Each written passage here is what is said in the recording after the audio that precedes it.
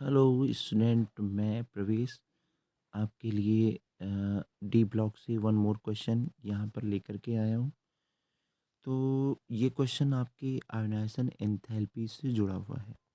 Ionisation enthalpies क्या होती है? किसी भी आइसोलेटेड गैसियस एटम से अगर एक इलेक्ट्रॉन्स को बाहर निकाला जाए तो एनर्जी रिक्वायर्ड होती है उसे हम आयोनाइजेशन एंथैल्पीज कहते हैं। सबसे पहले ये क्लियर कर दें। और इस तरीके से हम फर्स्ट आयोनाइजेशन एंथैल्पीज की बात कर सकते हैं। हम सेकंड आयोनाइजेशन एंथैल्पीज की भी बात कर सकते हैं।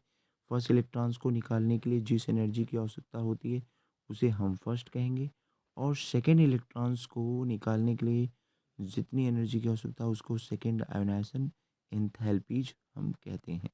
तो हम सीधा चले आते हैं वापस आपके क्वेश्चन पर। क्या दिया गया है? क्वेश्चन दिया गया है कि second ionisation enthalpies of chromium and manganese are 592 and 509 kilo joule mole inverse. Explain the lower value of Mn। First तो ये आपको ये समझना है कि आयोनाइजेशन एंथैल्पीज किसी भी पीरियड में, ये तो पता ही होगा कि पीरियड क्या होता है। किसी भी पीरियड में अगर हम लेफ़्ट टू राइट मूव करते हैं तो आयोनाइजेशन एंथैल्पीज हमारी इंक्रीज होती है। ओके, आयोनाइजेशन एंथैल्पीज हमारी इंक्रीज होती है। लेकिन हमें ये ट्रेंड बिल्कुल दिखाई नहीं दे रहा है। सेकेंड आयोनाइजेशन एंथैल्पीज क्रोमियम और मैग्नीज की बात करें, कुछ आपको पता है कि ये इरेगुलर जो आ, देखने को मिलते हैं इवेंट, वो कैसे होते हैं? तो ये सारे क्वेश्चन रिलेटेड हैं उनके इलेक्ट्रॉनिक कॉन्फ़िगरेशन से। मैंने यहाँ दिया भी है कि मैग्नीज का Mn1 प्लस ऑक्सीडेशन स्टेट में इलेक्ट्रॉनिक कॉन्फ़िगरेशन क्या है? ये 3d5 4s1 है। और आपको पता है कि मैग्नीज का ग्राउंड स्टेट में क्या होता है? ये होता है Ar3d5 4s2 होता है। तो जो ही ये +1 के ऑक्सीडेशन स्टेट में आता है, इसके 4s में 1 इलेक्ट्रॉन रह जाता है। लेकिन एक बात तो और भी है कि अगर Mn के 4s से 1 इलेक्ट्रॉन्स भी निकल जाए तो ये 4s 0 हो जाएगा और इसके 3d में 5 इलेक्ट्रॉन हो जाएंगे।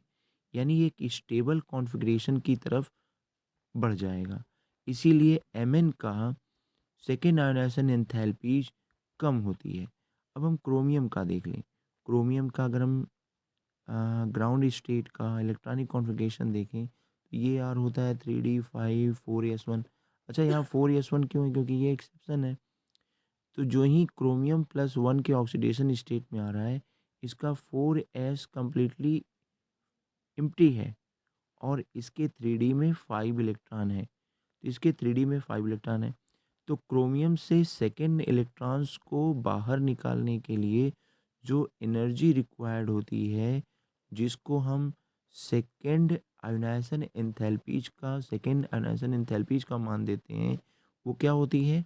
वो ग्रेटर हो जाती है। क्योंकि इसके स्टेबल कॉन्फ़िगरेशन से हमें क्या करना है? एक इलेक्ट्रॉन्स को बाहर निकालना है। ये बिल्कुल क्लियर होना चाहिए कि अगर D0 का कॉन्सेप्ट है, D5 का कॉन्सेप्ट है, D10 का कॉन्सेप्ट है, तो ये स्टेबल कॉन्फ़िगरेशन माने जाते हैं।